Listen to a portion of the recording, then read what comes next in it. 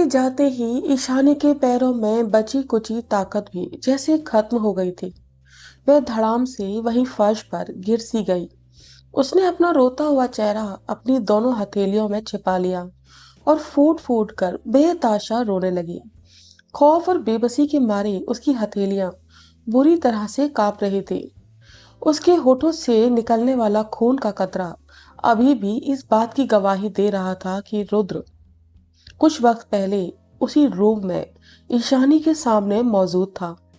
ईशानी अंदर ही अंदर जानती थी कि कल की सुबह चाहे जो भी लेकर आए, दुखों और बर्बादी का पहाड़ तो आखिर उसी मासूम के सिर पर ही टूटने वाला था।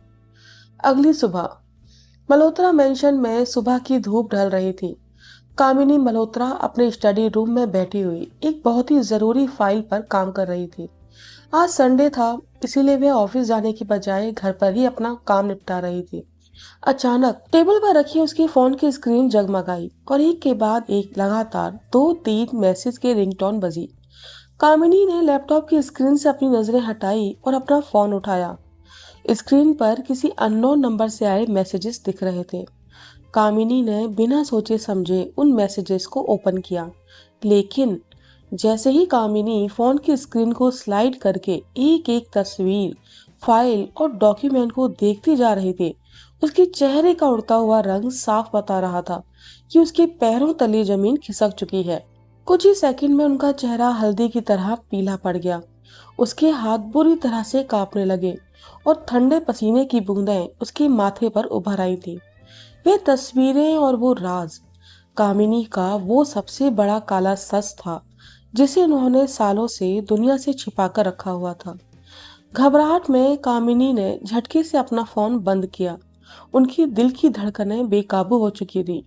वह बदहवास हालत में अपनी चेयर से उठी और तेजी से कदम बढ़ाती हुई स्टडी रूम से बाहर निकल गई। कुछ देर बाद कामिनी की गाड़ी मुंबई के एक सुनसान और पुराने बंदरगाह पर जाकर रुकी। वहीं समुद्र की तेज और ठंडी हवा चल रही थी। लहरों का शोर सन्नाटे को चीरता हुआ गूंज रहा था। कामिनी घबराई हुई हालत में अपनी गाड़ी से बाहर निकली और बदहवास नजरों से आसपास किसी को ढूंढने लगी। तेज हवा की थपेड़ों से उसके बाल बार बार उड़कर उसके चेहरे पर आ रहे थे, जिन्हें वह बेचैनी से हटाते हुए चारों तरफ देख रही थी, या कह सकते हैं कि किसी को ढूंढ रही थी। तभी कुछ ही दूरी पर टायर घिसटने की जोरदार आवाज के साथ एक ब्लैक स्पोर्ट्स कार आकर रुकी। कामिनी अपनी आंखें छोटी करके यह देखने की कोशिश करने लगी कि उस कार में आखिर बैठा कौन है। तभी गाड़ी का अगला दरवाजा खुला और अपनी पूरी रौबीली पर्सनैलिटी के साथ रुद्र बाहर निकला। रुद्र को वहां देखते ही कामिनी के होश उड़ गए। उसके पैरों तले जमीन ही खिसक गई। उसने सपने में भी नहीं सोचा था कि रुद्र यहाँ आ सकता है। कामिनी का दिल दहल उठा। वो मन ही मन सोच में पड़ गई। क्या क्या वो सारे मैसेजेस और तस्वीरें रुद्र ने भेजी थी? पर रुद्र को वो सालों पुराना राज कैसे पता चला? नहीं, मुझे नहीं लगता कि वो रुद्र ही होगा। कामिनी अभी अपनी ही उधेड़-बुन में उलझी हुई थी कि रुद्र पूरे एटीट्यूड और रौबीली चाल के साथ आगे बढ़ता हुआ सीधे उसके सामने आकर खड़ा हो गया। तेज हवा के कारण रुद्र के ब्लेजर बार बार उड़ रहा था। जेल से सजे सवरे बाल बिखर कर उसके माथे पर आ रहे थे। आंखों पर सनग्लासेस लगाए हुए, चेहरे पर कोई भी भाव नहीं था। एकदम शांत और कातिलाना लुक था उसके चेहरे का। कामिनी ने अपने कांपते चेहरे पर जबरदस्ती एक नकली मुस्कान लाने की कोशिश की और हिचकिचाते हुए पूछा, रुद्र, तुम यहाँ? दरअसल कामिनी का दिमाग यह मानने को तैयार ही नहीं था कि रुद्र ने ही उसे मैसेज करके यहाँ बुलाया है। उसे लगा कि शायद रुद्र अपने किसी और काम से यहाँ आया होगा और जिस शख्स ने उसे मैसेज करके ब्लैकमेल किया है वो कोई और ही होगा। रुद्र ने अपने सनग्लासेस उतारे और कामिनी की आंखों में आंखें डालकर एक सर्द मुस्कान के साथ कहा, मिसेस कामिनी मल्होत्रा, इस धोखे में मत रहिए कि यह महज एक इत्तेफाक है। जिस मैसेज ने आपकी रातों की नींद उड़ाई है वो बुलावा इसी रुद्र सिंह चौहान ने ही तो भेजा है। रुद्र के मुंह से ये सुनते ही कामिनी के चेहरे की बची कुची रंगत भी उड़ गई और उसका गला घबराहट के मारे सूखने लगा। उन्होंने अपनी घबराहट पर काबू पाने की कोशिश करते हुए हड़बड़ाकर कहा, रुद्र, तुम, मतलब यह सब तुम, देखो रुद्र, तुम जो कुछ भी उस मैसेज में देख रहे हो ना, वो सब सरासर झूठ है। शायद मेरे किसी राइवल ने तुम्हें भड़काने की कोशिश की है और तुम तक ये फेक न्यूज़ पहुंचाई है। कामिनी को अभी भी यही लग रहा था कि रुद्र को पूरा सच मालूम नहीं है, क्योंकि उन तस्वीरों और फाइलों में सिर्फ एक इशारा था, कोई पक्का सबूत नहीं। इसीलिए कामिनी उस सच को तोड़ मरोड़ कर रुद्र के सामने ऐसे पेश करना चाहती थी जिससे रुद्र का शक दूर हो जाए। कामिनी ने अपनी बात को सच साबित करने के लिए आगे कहा, रुद्र, देखो, तुम जानते हो ना कि कॉर्पोरेट वर्ल्ड में हमारे कितने दुश्मन होते हैं। वो किसी न किसी तरह से हम लोगों पर अटैक करने का मौका ढूंढते रहते हैं ताकि हमारी मार्केट में इमेज खराब कर सके। मुझे पक्का यकीन है यह भी उनमें से किसी एक नीच इंसान की घटिया चाल होगी। रुद्र ने अपने सनग्लासेस उंगली पर घुमाते हुए बहुत ही शांत और गंभीर लहजे में कहा, अच्छा, तो मतलब यह किसी दुश्मन की चाल है। कोई आपकी और पूरे मल्होत्रा परिवार की इज्जत को नीलाम करना चाहता है, राइट? कामिनी को लगा कि उसकी चाल काम कर गई और रुद्र उसकी बातों में आ रहा है। वो राहत की सांस लेते हुए जबरदस्ती मुस्कुराकर बोली, हाँ हाँ रुद्र, तुमने बिल्कुल सही समझा। पता नहीं लोगों को दूसरों की इज्जत से खेलकर क्या खुशी मिलती है। रुद्र ने अपने होठों पर एक मिस्टीरियस स्माइल लाते हुए कहा, चलो ठीक है मिसेस मल्होत्रा, आपकी यह बात मान लेता हूँ। वैसे अब जब आप मिल ही गई हैं तो लगे हाथ एक और जरूरी बात कर ली जाए। कामिनी को रुद्र का ध्यान उस काले राज से हटाने का इससे अच्छा मौका कोई और लगा ही नहीं। उन्होंने तुरंत राहत भरे लहजे में कहा, हाँ हाँ बिल्कुल रुद्र, बताओ क्या बात करनी है। कामिनी ने रुद्र का ध्यान भटकाने की कोशिश करते हुए रुद्र कुछ पलों तक बिल्कुल खामोश रहा। समुंदर की तेज हवाओं के बीच उसकी पैनी और काली आंखें सिर्फ कामिनी के चेहरे पर जमी हुई थी, जैसे वो उसके चेहरे को गौर से पढ़ रहा हो। फिर उसने बहुत ही सख्त लहजे में कहा, मिसेस मल्होत्रा, जैसा कि आपको पता ही होगा कि मेरी मॉम ने आपके पास मेरा रिश्ता भेजा था। उन्होंने बताया ही होगा ना कि मैं ईशानी से शादी करना चाहता हूँ। ईशानी से शादी का नाम सुनते ही कामिनी के चेहरे पर तैर रही नकली स्माइल पल भर में गायब हो गई। उन्हें ऐसा लग रहा था जैसे उनका गला सूख रहा है। चेहरे पर एक बार फिर से घबराहट के बादल छा गए, लेकिन फिर भी कामिनी ने तुरंत ही खुद को संभालते हुए झूठी स्माइल के साथ कहा, हाँ हाँ बेटा, स्नेहा ने मुझसे इस बारे में बात की थी, लेकिन तुम तो जानते ही हो ना रुद्र की ईशानी अभी शादी के लिए तैयार नहीं है और मैं अपनी बेटी को इस तरह जबरदस्ती फोर्स भी तो नहीं कर सकती ना, और फिर उसकी उम्र भी तो नहीं है। रुद्र के होठों पर एक खतरनाक स्माइल आई। उसने कामिनी के चेहरे की तरफ एक कदम बढ़ाया और सीधी उनकी आंखों में झांकते हुए सर्द लहजे में कहा, आप ईशानी को फोर्स नहीं कर सकती, या फिर आपने ही उसे मेरी दुल्हन बनने से इनकार करने पर मजबूर किया है मिसेस मल्होत्रा। रुद्र के सीधे और तीखे सवाल से कामिनी के पैरों तले जमीन खिसक गई। वो एकदम हक्का बक्का होकर रुद्र को देखती रह गई। तभी कामिनी ने किसी तरह से खुद को संभालते हुए आवाज में बेचारगी और ममता लाते हुए कहा, बेटा, भला मैं क्यों मना करूंगी, और तुम तो जानते ही हो ना ईशानी की उम्र अभी काफी कम है। वो बहुत ही ज्यादा नादान है। भला वह शादी जैसी इतनी बड़ी जिम्मेदारियां कैसे उठा पाएगी। और अगर ठीक है, मैं इस रिश्ते के लिए मना भी कर रही हूँ तो उसमें गलत क्या है। मैं उसकी माँ हूँ और एक माँ होने के नाते उसका भला बुरा मुझसे बेहतर भला कौन जान सकता है। मैं जानती हूँ अभी उसे दुनियादारी की बिल्कुल समझ नहीं है, इसीलिए एक माँ होने के नाते उसके लिए सही फैसले लेने का हक तो मेरा ही होना चाहिए ना। कामिनी की यह बातें सुनकर रुद्र के फेस पर एक मजाकिया और खतरनाक स्माइल आई। उसे कामिनी की ये बातें बिल्कुल बनावटी लग रही थी। उसने अपनी एक आईब्रो चढ़ाते हुए सर्द और सपाट लहजे में तीखा सवाल दागा, माँ है आप उसकी या फिर सौतेली माँ है। रुद्र का ये कहना था कि कामिनी के चेहरे की बची कुची रंगत भी पूरी तरह से उड़ गई। उसके पैरों तले जमीन खिसक गई। वो फटी फटी आंखों से हैरानी और खौफ के मारे रुद्र को देखती रह गई। रुद्र ने एक तिरछी स्माइल के साथ कहा, देखिए मिसेस मल्होत्रा, अपनी इन बातों से आप ईशानी जैसी मासूम लड़की को बेवकूफ बना सकती हैं, रुद्र सिंह चौहान को नहीं। और वैसे भी मुझे अच्छे से पता है कि आपका बिहेवियर ईशानी के साथ कैसा है। मुझसे कुछ छिपा नहीं रहा है। चलिए उन बातों को तो जाने दीजिए, उनका हिसाब तो मैं आपसे बाद में लूंगा। पर जिन तस्वीरों और मैसेजेस को आप फेक और किसी दुश्मन की चाल कह रही थी ना मिसेस मल्होत्रा, वो तो सिर्फ एक छोटा सा ट्रेलर था। आपकी तो पूरी काली हिस्ट्री इस वक्त मेरे अपने हाथों में है। आपके पति का वो सबसे बड़ा गहरा राज, जिसे आप इतने सालों से अपने सीने में दफन किए बैठी हैं। यहाँ तक कि शायद आपकी अपनी सगी बेटी नायरा भी इस बात को नहीं जानती। और ईशानी ईशानी भी बेखबर है। लेकिन मैं उस काले सच की एक एक परत को बहुत अच्छे से जानता हूँ। कामिनी के चेहरे का उड़ता हुआ रंग देखकर रुद्र के फेस पर एक बेनिंग स्माइल आई, क्योंकि उसका तीर बिल्कुल सही जगह लगा था। रुद्र ने अपनी बात आगे बढ़ाते हुए कहा, मैं तो ईशानी की असली माँ के बारे में भी बहुत अच्छी तरह से जानता हूँ मिसेस मल्होत्रा। रीमा नाम था ना उनका, मेरी असली सास। रीमा का नाम सुनते ही कामिनी के पैर बुरी तरह से लड़खड़ा गए। उसका सिर चकरा गया और वो लगभग गिरते गिरते बची।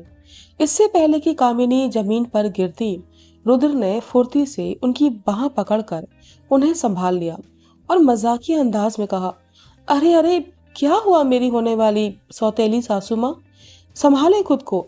अगर अभी आप गिर गई या आपको चोट लग गई तो फिर मेरी और ईशानी की शादी में कैसे शरीक होंगी। कामिनी की आंखों के आगे कुछ पल के लिए अंधेरा छा गया था। उन्होंने कांपती आवाज में रुद्र की तरफ देखकर कहा, रुद्र देखो, तुम मेरी बात समझ नहीं रहे हो। हालांकि कामिनी अंदर से बहुत अच्छी तरह से जानती थी कि रुद्र ईशानी के प्यार में इस हद तक सनकी और पागल हो चुका है कि वह अपना मकसद हासिल करने के लिए किसी भी हद तक गिर सकता था, या कह सकते हैं कि किसी भी हद तक जा सकता था। लेकिन फिर भी अपनी साख बचाने की एक आखिरी कोशिश करते हुए कामिनी ने कहा, इस तरह ब्लैकमेल करके तुम ईशानी को शादी के लिए कभी नहीं मना सकते। रुद्र ने हंसते हुए कहा, सासू माँ, उसे मनाना तो दूर की बात है, सबसे पहले आप मानिए। और वैसे भी आप उसे मनाने की जरूरत मुझे नहीं है। ये जिम्मेदारी अब मैं सीधे आप पर छोड़ता हूँ। अब मेरी होने वाली बीवी ईशानी को शादी के लिए तैयार करने की पूरी जिम्मेदारी आपकी है। तो जाइए और जाकर अपनी बेटी को मनाइए, रुद्र ने सर्द लहजे में आगे कहा। और हाँ, ठीक 2 दिन बाद मेरे परिवार वाले रोके की रस्म के लिए आपके मेंशन आ रहे हैं, तो जाकर चुपचाप तैयारियों में लग जाइए। और एक और बात, आज शाम को ही मेरी मॉम का फोन आपके पास आएगा, तब आप खुद समझदार हैं कि आपको उनसे क्या क्या बातें करनी है। इतना कहने के साथ ही रुद्र ने एक तिरछी स्माइल के साथ उन्हें देखा, अपनी आंखों पर वापस गॉगल्स चढ़ाए और अपनी ब्लैक स्पोर्ट्स कार की तरफ बढ़ गया। लेकिन तभी उसके कदम रुके। कामिनी, जो सदमे की हालत में वहां खड़ी हुई थी, उसके कानों में एक बार फिर से रुद्र की आवाज आई। रुद्र बिना पीछे पलटे बोला, ईशानी से बात करते वक्त ये ध्यान रख लीजिएगा कि वो अब रुद्र सिंह चौहान की बीवी बनने वाली है। अगर मुझे जरा भी पता चला कि आपने ईशानी के साथ कोई गलत बिहेवियर किया है, तो समझ लीजिएगा कि आप सीधे सीधे मेरे खिलाफ जाने की कोशिश कर रही हैं। फिर हल्का सा कामिनी की तरफ पलटते हुए कहा, और आप जानते हैं ना कि जो मेरे खिलाफ जाता है उसका मैं क्या हाल करता हूँ। कहने के साथ ही रुद्र की आंखों के भाव एकदम से डार्क हो गए, जो कामिनी को अंदर तक कांपने पर मजबूर करने के लिए काफी थे। रुद्र अपनी स्पोर्ट्स कार में बैठा और गाड़ी को हवा की रफ्तार में दौड़ाकर वहां से निकल गया। वहीं पीछे कामिनी काफी देर तक उस सुनसान बंदरगाह पर पत्थर की मूरत बनी खड़ी रही। वहां समंदर की हवाओं का थपेड़ा और लहरों की गूंज कुछ ज्यादा ही तेज हो गई थी, लेकिन कामिनी के कानों तक उस समंदर का शोर पहुंच ही नहीं रहा था। उसके जहन में तो अतीत की एक एक काली याद किसी भारी हथौड़े की तरह बार बार बरस रही थी। वह काला राज जिसे इतने सालों से कामिनी ने अपने सीने में दफन करके रखा था, अगर आज वह दुनिया के सामने आ गया तो उनकी जिंदगी भर की कमाई हुई पूरी इज्जत और रुतबा रातों रात मिट्टी में मिल जाएगा। लोग मल्होत्रा खानदान पर थूकेंगे और उनका सालों की मेहनत से किया गया बिजनेस एम्पायर ताश के पत्तों की तरह ढह जाएगा।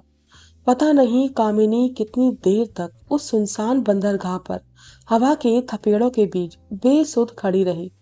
कुछ देर बाद जैसे ही उसे होश आया, उसने अपनी दोनों हथेलियों से अपने गालों पर बह आई गर्म आंसुओं को पोंछा, फिर बदहवास नजरों से आसपास देखा।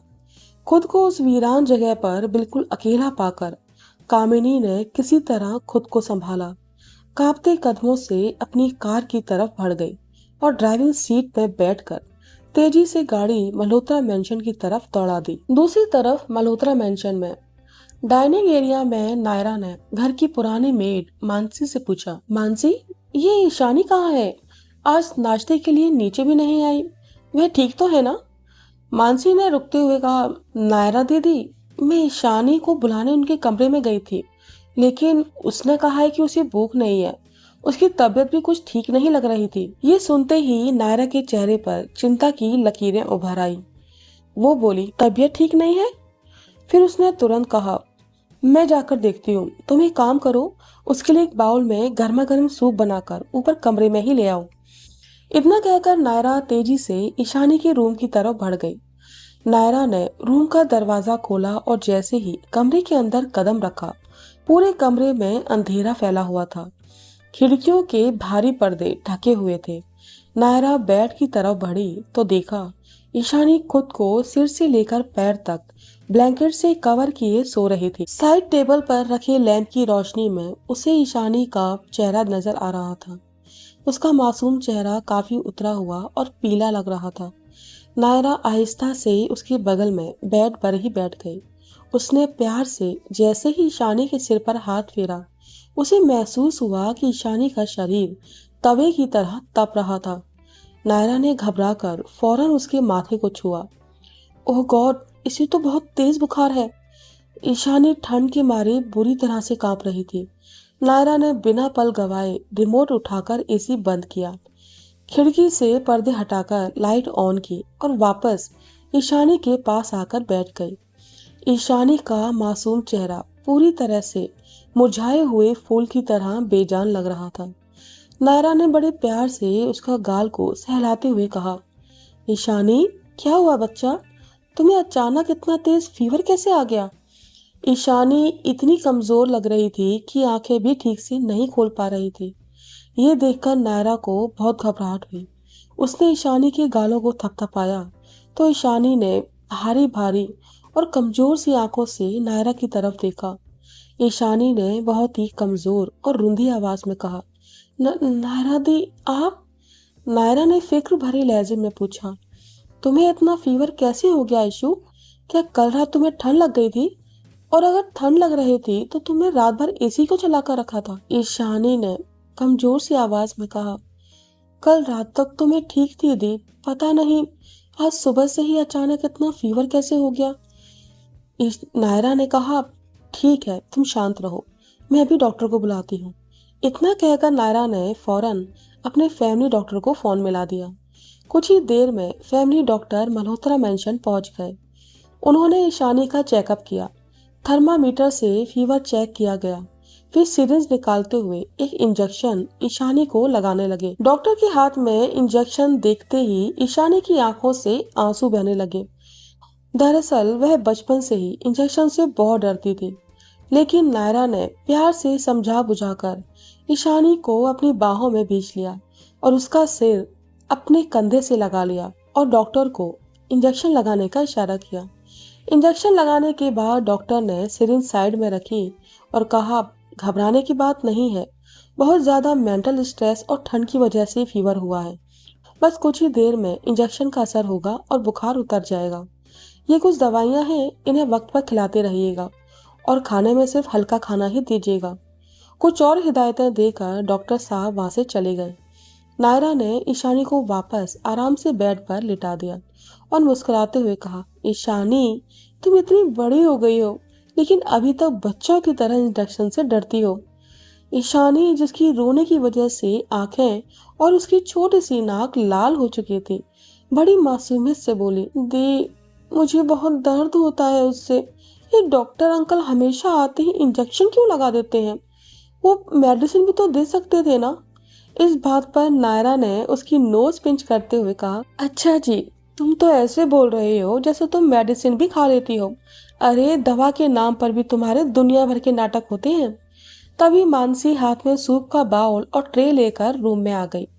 नायरा ने बाउल लेते हुए ईशानी से कहा, चलो अब बातें बंद करो और पहले ये सूप फिनिश करो, फिर तुम्हें दवाई भी तो खानी है। ईशानी धीरे से उठकर बैठ के हेड रेस्ट से टेक लगाकर बैठ गई, तो नायरा अपने हाथों से धीरे धीरे चम्मच से उसे सूप पिलाने लगी।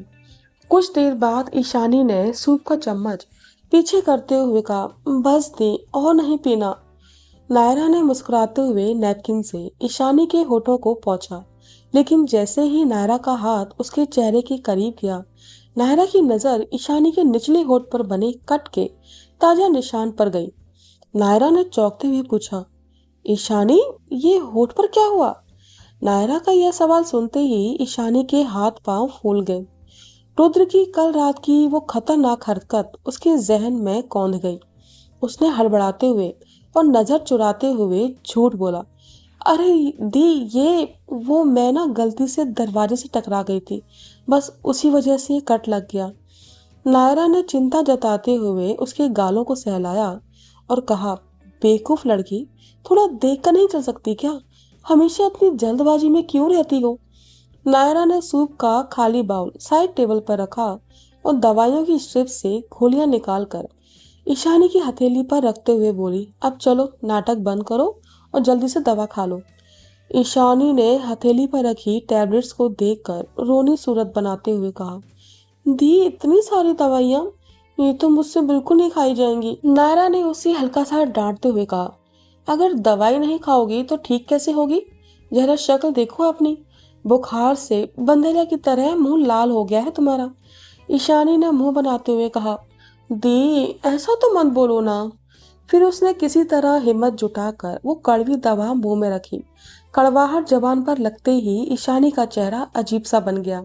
नायरा ने हंसते हुए फौरन पानी का गिलास उसके होठों से लगाया और बोली, चलो चलो, अब जल्दी से इसे निगल जाओ।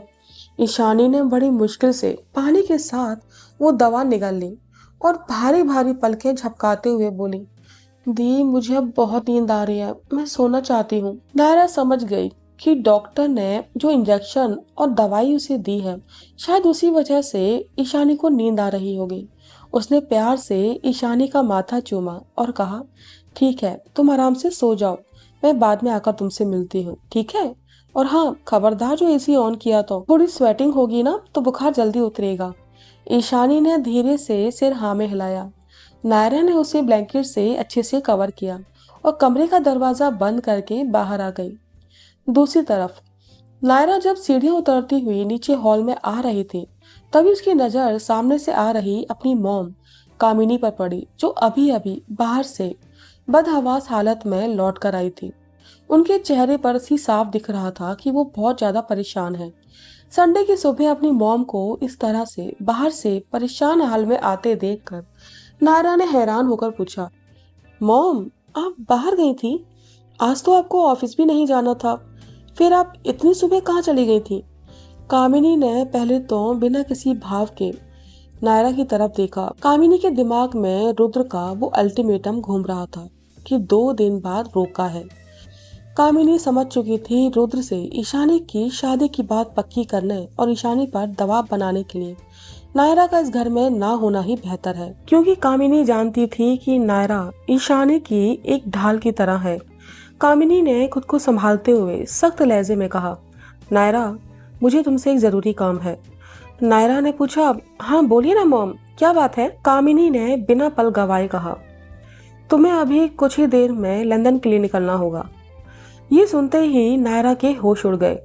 उसने हैरानी से कहा, व्हाट? अभी कुछ ही देर में? मॉम, पर मुझे तो कल निकलना था ना। कामिनी ने बात को घुमाते हुए कहा, नहीं बेटा, तुम्हें आज ही जाना होगा। लंदन वाली वो डील बहुत ही ज्यादा इम्पोर्टेंट है। और मीटिंग का टाइम भी रिशेड्यूल हो गया है। तुम्हें 2 दिन के लिए अभी के अभी जाना पड़ेगा। नायरा ने उलझन भरे लहजे में कहा। पर मॉम, ऐसे अचानक, और फिर ईशानी की तबीयत भी ठीक नहीं है।